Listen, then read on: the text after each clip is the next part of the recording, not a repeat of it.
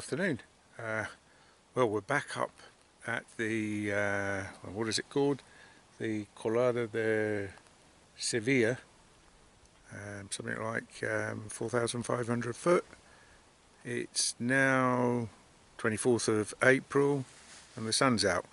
The car was marking 26 degrees when I left house. It's now 24. Would you believe this week, maybe as far back as Monday, so 3-4 days ago, it was snowing. I don't think there was any snow right here, but just a little bit further up there was. So we're going to do a walk that takes us to somewhere where we had a look at a few days ago when we had a stroll down to the waterfall on the River Dila. It's called the Boca De La Pesca. I'll fill you in on the height once I go and check out what it is. Anyway, let's carry on. So this is the car park where I've just been talking to you from, and the horizontal line you can see there is actually the buried channel or canal, maybe, known as the Esparto Grass Weavers Channel. And behind the background we can see our old favourite, El Tierra de Caballo. I forget the heights, but it's 10.5, 11,000 feet high, and that's what we're seeing there is fresh snow as well. They're quite amazing, really.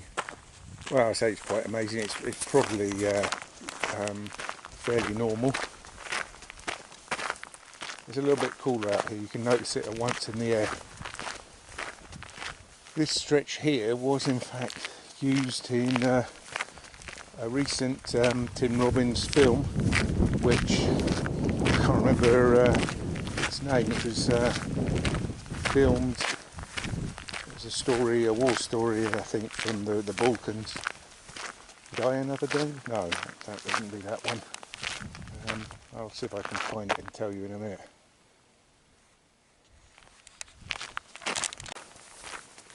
So this is a new route for me, for this particular section. I know the Boca de Pesca, which is where we're going, is the peak that you can see just in front of us, and that is 4,967 foot, 1,514 metres, something like that. Start of the track's nice and easy. The last bit looks somewhat steep, so we'll see how we get on. But this is just a gentle slope that goes up to a viewpoint, and we've walked this one several times. It's a nice easy one to do. Get fantastic views of the high mountains, as we've already seen, and you often come in quite close contact to wild goats. I've seen lots and lots of them just grazing, quite undisturbed by the presence of man. The Tim Robbins film, I've lost internet, so I don't know what the name is yet, but I'll come back to you with that, I'm sure. You can see the peak just a little bit more. From what I can see, the track runs down on the right hand side. You can see it quite clearly marked out, although maybe I'm not focusing in for you, but it's there. Before there, I think we've got to descend a fair bit before rising. Anyway, it's not really a problem. It just wasn't totally aware. I've been here once before, I think, on once we passed the viewpoint. Here, the viewpoint's on the left, which I've been several times. And I've been once along here, following the route of the Esparto Grass Weaver Channel, which more or less ends on the other side of the peak, the Fish's Mouth's peak. It then descends through fits two perhaps metre diameter pipes into a generating station, and you would think, oh well, that's probably just for the local population, but the story goes is it was built to provide electrical power for a refinery of esparto grass, which was then goes on to be used in the paper industry or something like that, I seem to recall. But the electricity produced here, it was then cabled all the way, perhaps 100 miles away, to a mill. I'm telling you all this, but really these are all the things I should tell you when I do the walk again, or do a voiceover. I'm almost tempted to do the walk again because it was such good fun, but we'll see about that. Now I'll keep my eyes peeled here in case we see any wildlife. Nothing so far. Just look at that, isn't that magnificent? So on the left hand side, just in front of me, that's the peak known as Travenki. In the background, just to the right of it, that will be Valletta, and then all of these peaks here will be well above 3,000 meters high, but I don't know their names as yet. And there's Pico de Caballo. In the foreground here, you've got the viewpoint, and a nice little flat section, and a wonderful rock here. We'll go and have a look at that. Get a little bit of shade and a little bit of water inside me. There's a nice breeze just striking up right now, which is really good news because the Boca De La Pesca, the Fish's Mouth peak, looks a strenuous climb. From here you can see, oh, there we go, me making it up. There's the esparto grass weaver's channel. You see quite clearly there, and following the contours of the hill in the background if you look closely. I wonder how far down into the valley we can see. Well, you can almost see that right down to the base, almost. You get another view of the channel. What magnificent views these are. I'll bring you back just to point out some other sites. This is the Cerro de Juenes, which blocks my way to the high mountain from the house, which is where I was a couple of weeks ago. This is the Juenes Valley. In front you can see El Hervidero, the country inn, the kettle or the boiler, and in the very background, let's see if I can just focus you in, you can see the high part of the outlying town of Cenes de la Vega, and if you look here you can see what will appear to be cliffs. Those who maybe on Ron's Parkinson's walks will know that I talked about a gold mine, and that is the gold mine. And they aren't cliffs as such, that's the action of man, but not modern man as such. Although it depends on what your definition of modern man is, but that was excavated by the Romans using the Ruina Montium or something like that, forget the actual name, process where they used hydraulic pressure to basically just destroy the mountain, and from then extract the oil that they were looking from. That particular mine, I think it was last used about the start of the, maybe 100 years ago or so. A French company had the concession to try and make something of it, but I don't think it had a fairly low yield, and from what I understand, more recent studies have confirmed that the yield is fairly low, which doesn't make it economic. But you've also then got added in problems of the amount of water that you really need to process out the ores from the rock, and what you then do with the wastewater, and the solid waste as well. I mean, there's quite a lot of I'm going to say slag heaps. That's not the right word, but waste material, heaps of waste material from what was done 100 years ago and more. But things have changed. It's now in the lower parts. You've got an outlying town that's there, so I don't see it being very likely that they will open it out. But you never know. We are seeing there's a fair few little puddles, which is a sure sign that it's been raining recently, because otherwise this would just dry up very, very quickly.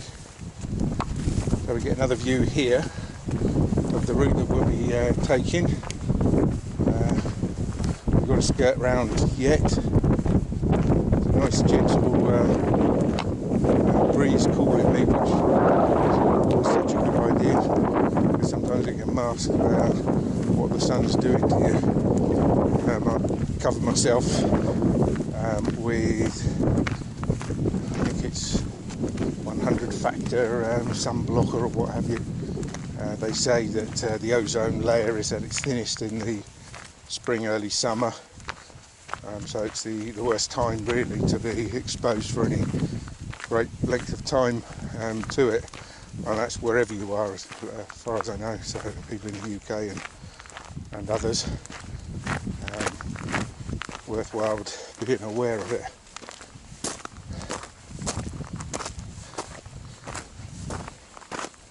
So I've got a short ascent here, and then we're coming down into, as far as I recall, a saddle where the canal will reappear, and from there onwards I think we'll probably be following the canal.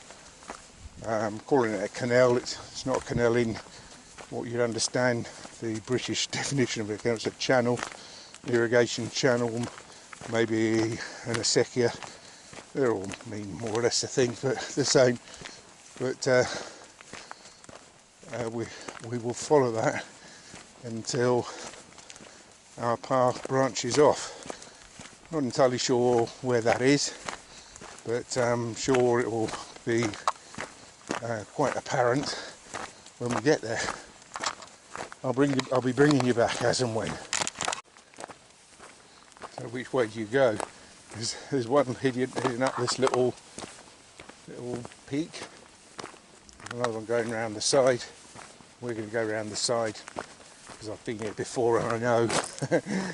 But I'll just come up to the saddle and see what we can see.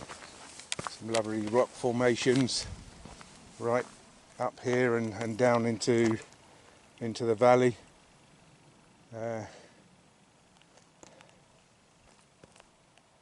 So the further away you get from the high mountains, perversely you get a better view of them. When you're up close, there's so many obstructions, and all I can see of Pico de Cabello from my window is the little peak bit that you can see there. I can't see Valletta, it's all hidden behind El Cerro de Juenes. Here we get another view. That's down over to the city of Granada itself and its outlying towns. We mentioned the Roman gold mine. My understanding, I'm going to underline the word understanding, is that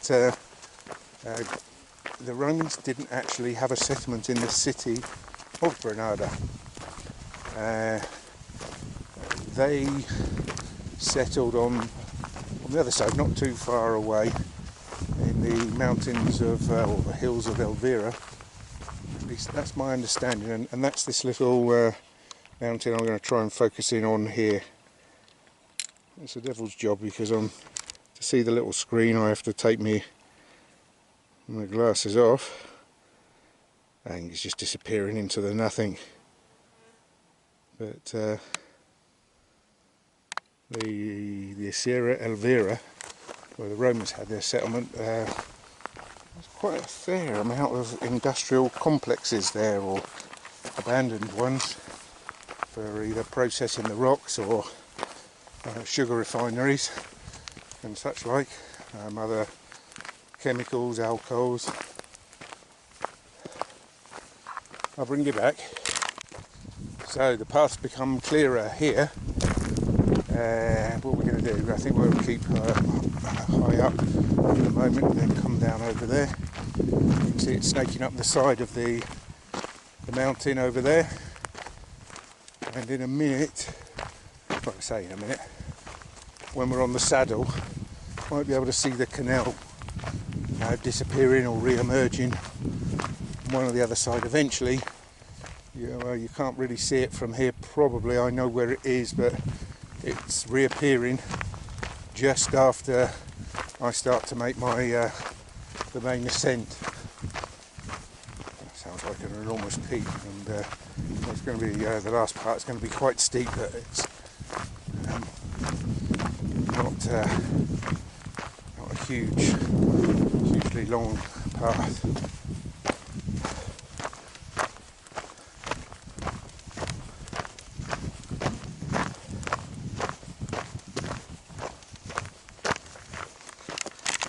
I keep coming back, and the higher mountain keeps drawing my attention. You have to take advantage if when you come to these places and stop, take as many pictures as you want. I think we're going to see the canal very easily here.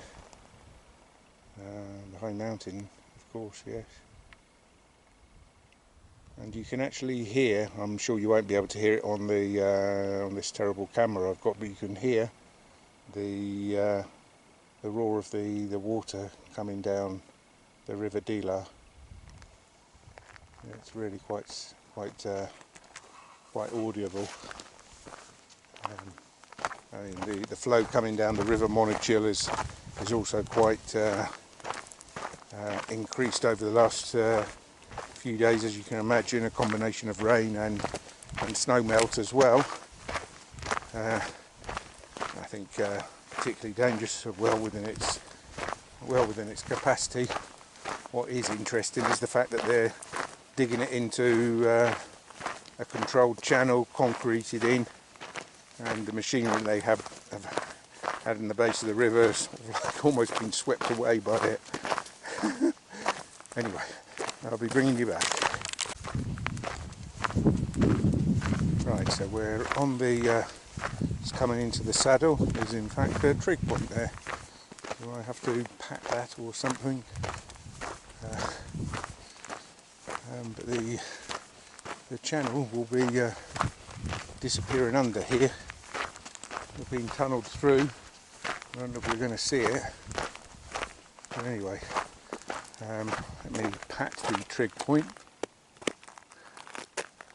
Look up the valley, high mountains, even shadows from the cloud. It's quite spectacular, really.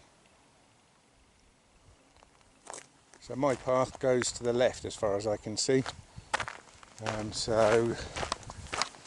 Let's get some of this done. I think I'm going to have to switch off because I'm going to need to keep my balance. So we're now maybe a quarter of the way up, maybe nowhere near that, but you can now start to see the canal, the channel, reappearing some distance down in the centre there, and then snaking its way round into the woods. As I say, that goes all the way round the peak, then enters into various ponds. When I say ponds, they're just where the channel has got much wider, various valves. I've been using the word gate valve, but I'm not sure that's totally correct. It may well be penstock. But eventually it gets to a header pond where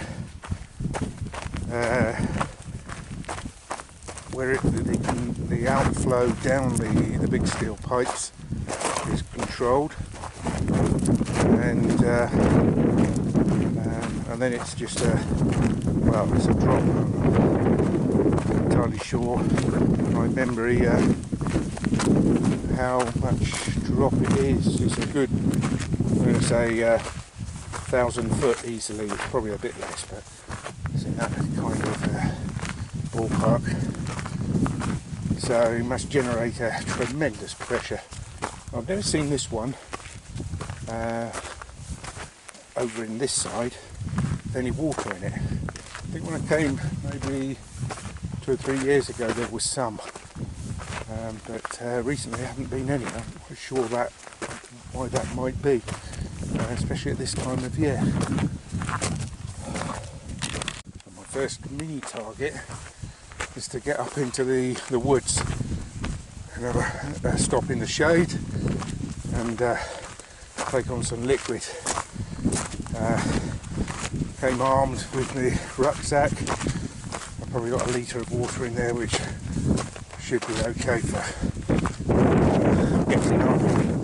Coming down will be far less strenuous, although it probably worse on your knees and less exertion, I think. We're nearly there. Well, we're getting there. Levelling out a little bit, and I'll be ready to get in that shade. Whew.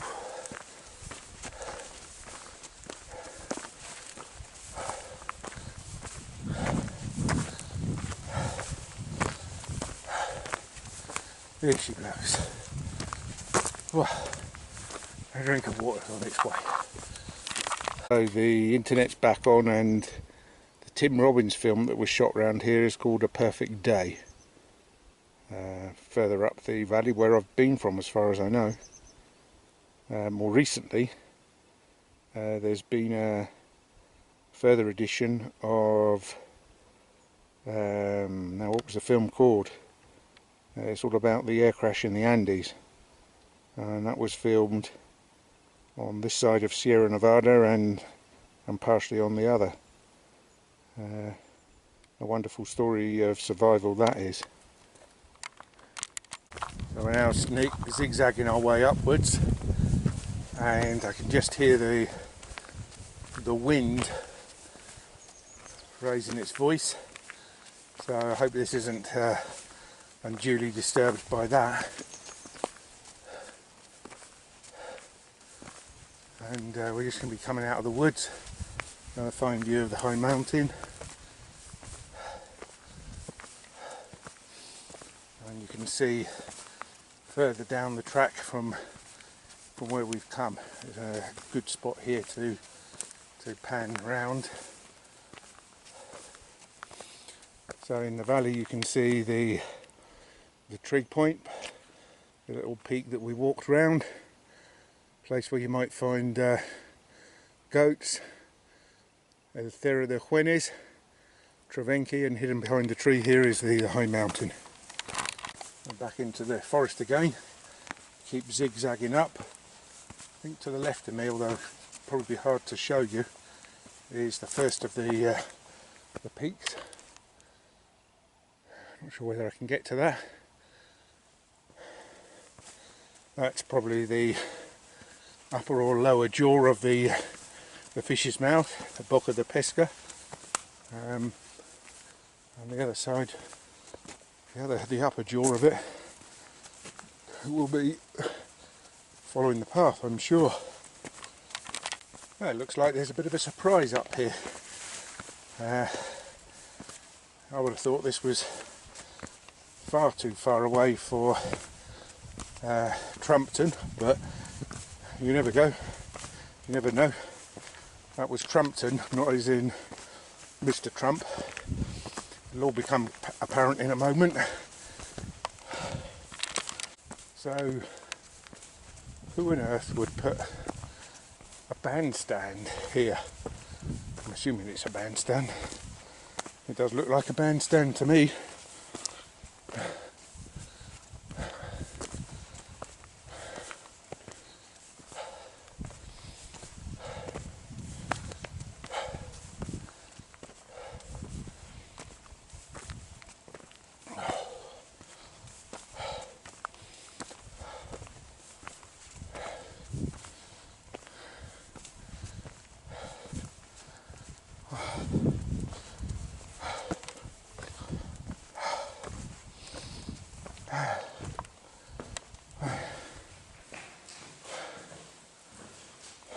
I've talked about the esparto grass weaver's channel. Let's see what we can see of it from here. So here's the other jaw of the fish. If we focus in, we should see a horizontal line, which is the channel as it snakes its way around. It's a devil of a job to see these things, but there it is in the centre of your view, and there it's going to disappear into one of those barrancas that we crossed over. We sort of like try and keep that steady and pan round and then project up the valley. Probably the intake, it's difficult to to see, but it's probably around about here. If there's a building there in the centre, which I can't tell if there is or there isn't in this light, then that will be near where the intake is, and the waterfall will be somewhere in the middle there. This is the other jaw of the fish, which is what it looks like from particular angles. The high mountains there. I'm going to take a well-earned rest now. Here you can see the depth of the Cerro de Juenes. You see all of these mountains, and they just look, well, that's only over there, but you don't often get this perspective of the depth. This really gives you an idea of how big the Cerro de Juenes is. It's not high, it's not a peak as such. Same with Travenki, which for me hides out of the way. This is this one at the back there. From certain angles it looks impossible, but they say it's just a scramble. It probably is when you get closer. Maybe we can see some of the paths from over here. I'm sure it's possible. I'm sure one day I'm going to be able to claim I've been there. Anyway, so from here you can make out the power generating station right down in the valley there. See if I can focus it in. I keep saying this, but if you wear glasses then you probably need to take them on and off all the time.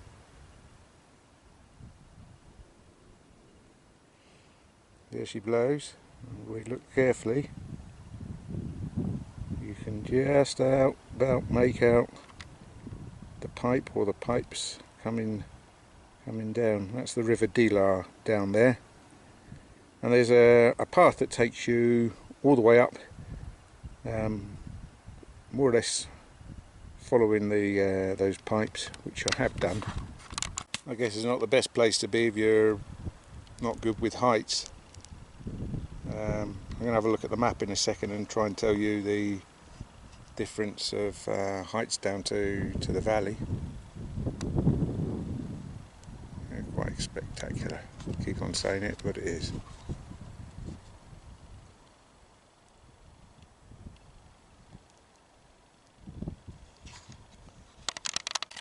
So, just checked on the map, and that's a drop from here right down to there, 1,686 foot, 514 meters. I've been on higher sheer drops than that in Norway, but it's still a significant drop.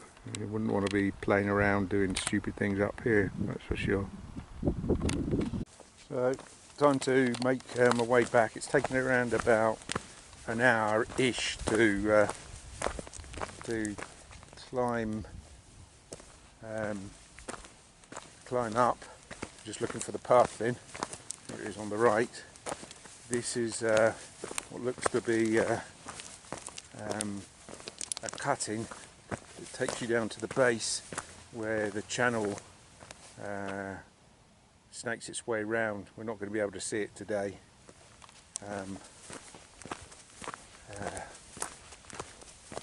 But that looks like it's to, cut its way through the trees and provide some protection, I think. It's interesting to see the rock strata practically vertical here. It's a different type of rock, quite a hard one, almost like a slate, quite grey in colour. Looks like it laminates quite well.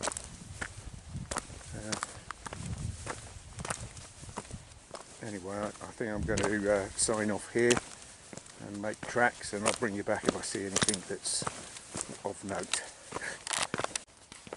So the other film that was made on the high mountains there in the snow was the 2024 version of Alive, filmed by Bayona. And it was entitled The Society of the Snow, La Sociedad del Nieve, I suppose. And it tells the story of the Uruguayan rugby team whose flight across the Andes crashed into the mountain. They were given up as lost, but managed to survive. And I've seen there was one around about 2017, 2018, which was called Alive, Viven in Spanish. And then last year there was another remake which was also very, very good. Terrible films really, but amazing stories that come out of it. Anyway, the last year's film was made high up in the snowfields here in Granada, and lower down as well. I believe they made a mock-up of the plane to film the internal sequences. Well worth watching one or the other, or in fact both. Amazing. So we're now coming down off the mountain. Still a fair walk to get back. It's probably another 3/4 of an hour perhaps, practically all downhill. The path's quite good. Still need to pay attention to where you're putting your feet and not what you're looking at, although it's often hard to do that.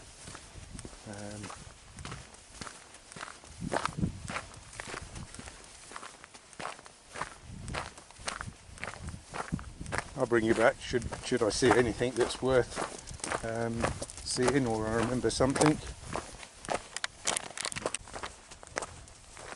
It's funny what you remember. When I was last here, on the way back, I think it was exactly here, I bumped into some people heading the other direction. One was, there was an elderly couple, English, and a younger woman who was their guide. Don't think I know her name.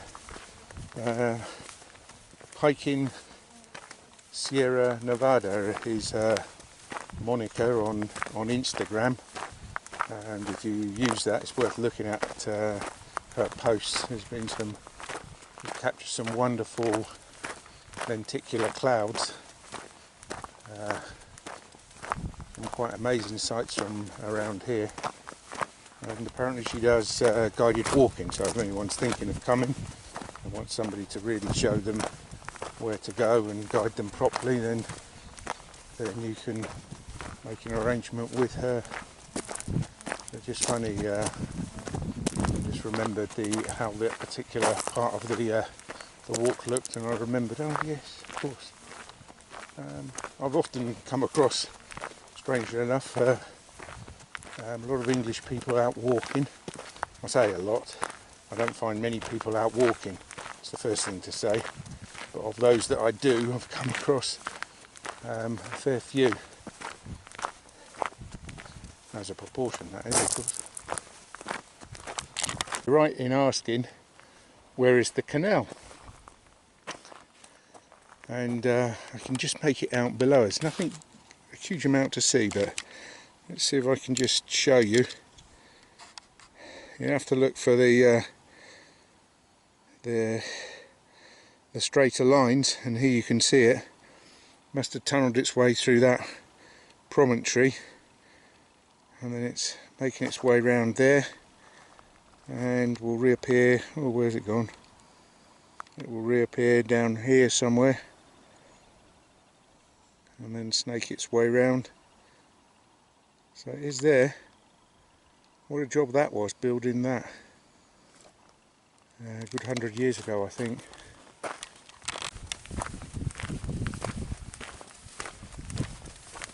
There's a lovely section of path, this one.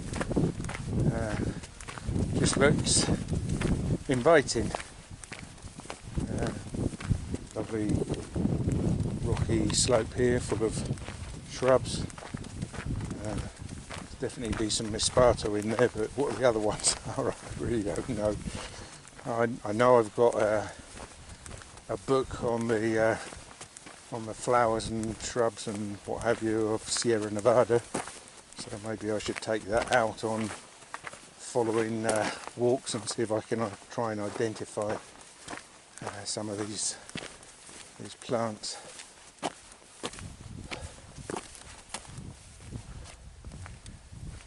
Some nicely coloured ones here. I think I'm pointing in the right direction.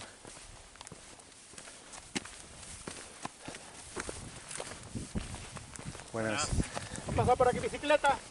Yo no he visto ninguna. No, no.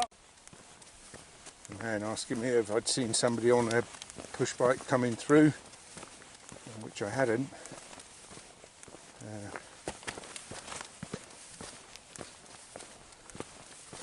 I'm sure I'd come up somewhere like this on a mountain bike myself, but I suppose it's quite doable, plenty of tracks to do it. But I suppose each to their own.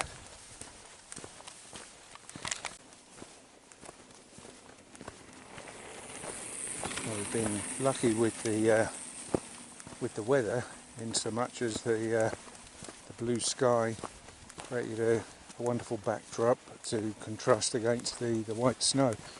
But it's all clouding over now, which is good because it means there's no sun beating down on you. But the mountains now merge into the clouds, or vice versa, whichever way you want to look at it. I was hoping we might see some animals grazing here, but nearest thing I've come to that is the sound of bees, flies, and the flap of the wings of a butterfly, although I can't really hear much flapping, I must say. There are quite a lot, but you just don't hear them. It's quite green up here at this time of the year, and as I said, you know, there's still groundwater indicating it's been raining fairly recently. Probably Monday was the last rainfall.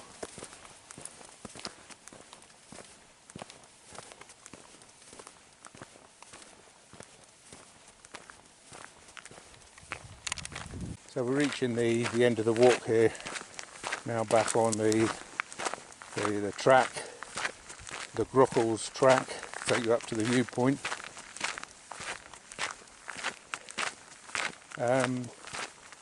The ascent wasn't as long as I thought it would be. It was quite strenuous for a good 15-20 minutes, and the descent was, as they often are, far less strenuous, but probably takes it out a bit on your knees.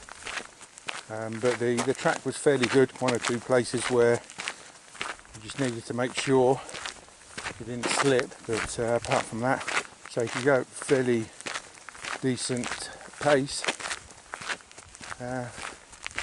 So yeah, I wish I'd gone up there before. Actually, it was well worth doing. Of course, the other way to do what we've just done is to climb up from the valley floor, but that, as we've seen, is 1,700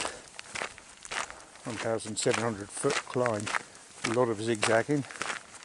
I've probably done a good 3/4 of that, and I've probably got some film as well, but at that time I was just taking film, not really sure what I was quite going to do with it. So if I can work out how to knit it together with a voiceover or something, then maybe I won't have to walk it again, but maybe I will, I don't know, we'll see. I'll sign off from the car park again. We're at the trail's end now. The car's just down the road a little bit. Looks like there's a lot of people there, so I'll sign off now. Hope you've enjoyed the walk, and I'll see you again hopefully on another one. Cheerio.